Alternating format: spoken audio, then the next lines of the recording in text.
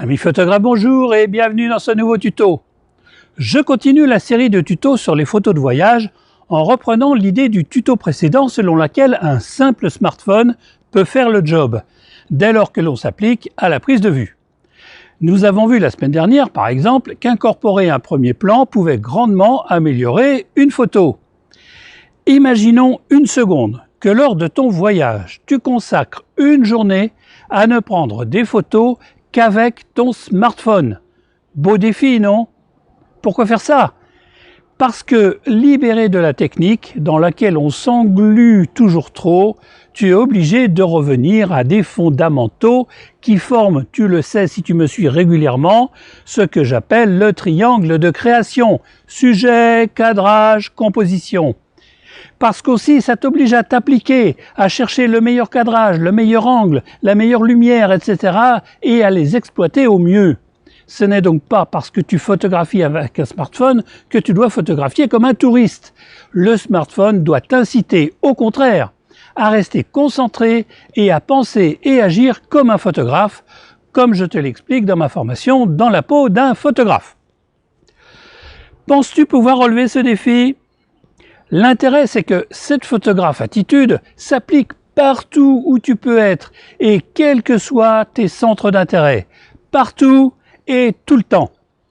Je précise, avant d'aller plus loin, que toutes les photos que je vais te montrer aujourd'hui ont bien été réalisées avec un simple smartphone.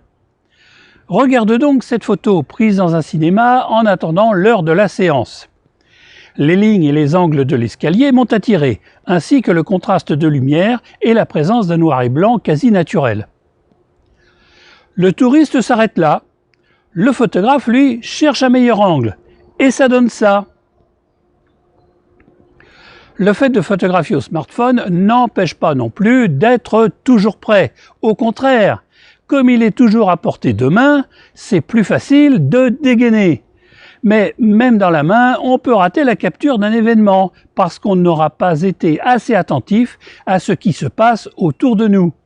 Sans cette vigilance, je n'aurais sûrement pas capté la fumée de ce coup de canon. Mais revenons un instant dans notre cinéma. Le photographe est toujours à l'affût de formes à saisir. Les lignes courbes en sont un bel exemple. Des néons, des escaliers dans une banque, des sculptures en plein air ou la coque d'un bateau, où que tu sois, tu en trouveras. Il faut juste que tu regardes autour de toi et que tu ne te dises pas « Oh, je ne vais pas prendre cette photo, ce sera trop nul ». Parce qu'a priori, t'en sais rien. Alors, prends des photos et tu feras le tri après. Pour susciter l'intérêt, tu choisiras des points de vue inhabituels ou des endroits plus intimes avec des plans serrés, voire des détails. Tu soigneras tes expositions comme sur cette photo prise en HDR directement avec le smartphone.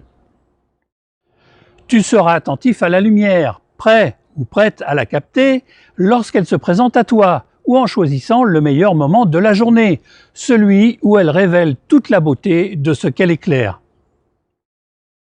Tu seras attentif aux correspondances des couleurs et tu soigneras tes cadrages avec des belles symétries si le sujet s'y prête, comme ce beau lustre doré et ce plafond bleu de la maison des Frères Lumière à Lyon. Tu n'oublieras pas de photographier des personnes comme cette dame qui, lors d'une pause déjeuner en plein festival, prend le temps d'écrire des cartes postales à ses proches. Si ton voyage a une thématique nature, ton regard, ta curiosité te guideront naturellement vers de beaux sujets que ton smartphone sera à même de t'aider à capter et à post-traiter. Les photos de nuit ne sont pas un problème, rien ne t'empêche donc de t'y essayer. Enfin, selon mon conseil numéro 9, rien ne t'empêche de réaliser des petites mises en scène, comme sur cette photo où j'ai demandé à mes petits-enfants de prendre une pose particulière devant cette gigantesque lune lumineuse. Tu vois, photographier au smartphone ne t'empêche nullement d'être créatif. Certes, il y a des effets que seuls des réflexes te permettent d'obtenir. Pour autant, tu n'es pas démuni Et photographier avec un smartphone te permettra de saisir une moisson de belles photos dont tu pourras être fier. Voilà, ce tuto est terminé et j'espère qu'il te rendra service. Si tu l'as aimé, merci de le partager. Et si tu rejoins cette chaîne, n'oublie pas de télécharger les 2 guides gratuits dont tu trouveras le lien dans la description de cette vidéo.